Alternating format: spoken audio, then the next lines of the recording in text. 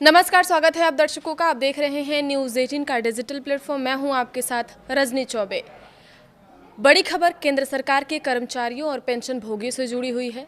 आज हम इसी पर वीडियो बनाएंगे और इस बारे में बताएंगे कि 8th पे कमीशन कब से लागू होगा, कब आएगा, क्योंकि अब लगभग देखा जाए तो नए साल को बीते 3 महीने हो चुके हैं और ऐसा माना जाता है कि मार्च या अप्रैल में सूची आ जाती है।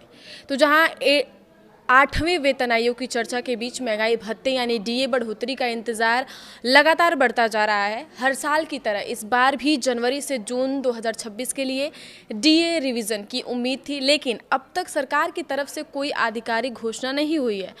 आमतौर पर डीए में बढ़ोतरी की घोषणा होली के आसपास कर दी जाती है, लेकिन इस साल हुई देरी ने करीब 1 करोड़ से ज़्यादा कर्मचारियों और पेंशन भोगियों की उत्सुकता बढ़ा दी है। हालांकि पिछले ट्रेंड और मौजूदा महंगाई के आंकड़ों को देखें तो उम्मीद की जा रही है कि सरकार मार्च के आखिर या अप्रैल की शुरुआत तक डीए बढ़ोतरी का ऐलान कर सकती है और यह जनवरी 2026 से लागू माना जाएगा।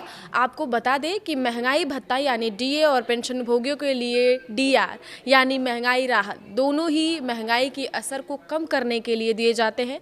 यह बढ़ोतरी AICPI IW यानी औद्योगिक श्रमिकों की उपभोक्ता मूल्य सूचकांक के 12 महीने के औसत के आधार पर तय होती है, ताकि बढ़ती महंगाई के साथ कर्मचारियों की आय भी संतुलित रह सके। नियम के अनुसार डीए में साल में 2 बार बढ़ोतरी होती है, 1 जनवरी से जून के लिए और दूसरी जुलाई से दिसंबर के लिए। हालांकि इसकी घोषणा का कोई फिक्स शेड्यूल नहीं होता है, लेकिन आमतौर पर यह बड़े त्योहारों के आसपास की जाती रही है। उदाहरण के तौर पर 2025 में डीए बढ़ोतरी की घोषणा 28 मार्च को की गई थी। अब अगर 2026 की संभावित बढ़ोतरी की बात करें तो अनुमान लगाया जा रहा है कि डीए में करीब 2% की बढ़ोतरी हो सकती है, जिससे यह 58% से बढ़कर 60% तक पहुंच सकता है।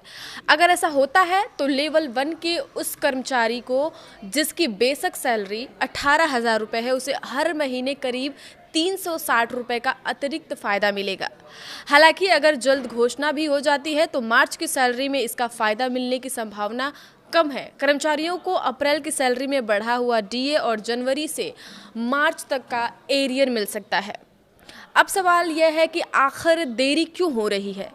दरअसल 7वें वेतन आयोग का कार्यकाल 31 दिसंबर 2025 को समाप्त हो चुका है और 8वें वेतन आयोग की सिफारिशें अभी तैयार हो रही हैं।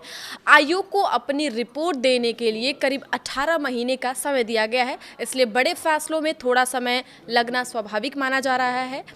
फिलहाल सभी की नज़रें सरकार के अंतिम फैसले पर टिकी है। जैसे ही कोई आधिकारिक घोषणा होगी, हम आप दर्शकों तक सबसे पहले अपडेट लेकर आएंगे। आगे की खबरों के लिए आप देखते रहिए न्यूज़ 18 का डिजिटल प्लेटफॉर्म। धन्यवाद।